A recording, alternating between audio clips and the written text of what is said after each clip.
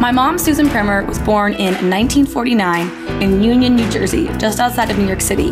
Her father supported this large family by working 2 jobs, 80 hours a week, yet making less than $11,000 a year. You know, like so many, I think she wanted better, and she knew that she only had a shot if she saved money, studied hard, and stayed driven. So to save, she started working from 14 on in addition to going to school. She was studying hard as well, even though so many had the advice of just get married after graduation, or file into the one of few women okay careers. And though she respected all these things, they just weren't her passion. She knew she wanted that competitive edge by pursuing very rigorous schooling, i.e. an Ivy League. But most Ivy Leagues at the time were not very accessible to women, and they were incredibly expensive. But she found one exception, which was Cornell University. So this is where she knew she wanted to be headed. And by the middle of her senior year, she'd been accepted to Cornell.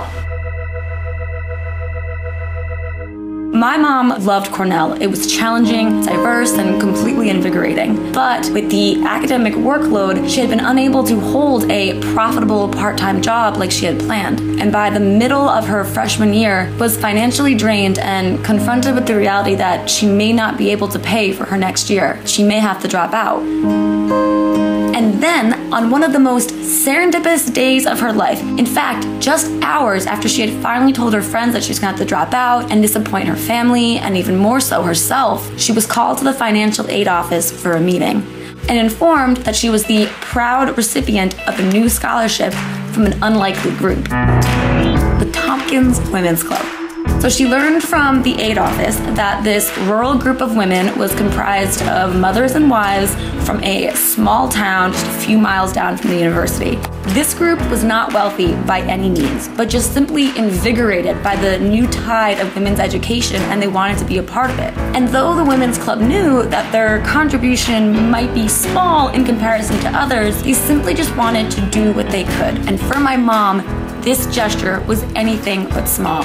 It was literally life-changing. This scholarship enabled me to stay at Cornell. These women did not know me at all. It was through their efforts that I was able to finish Cornell and then go on with my career.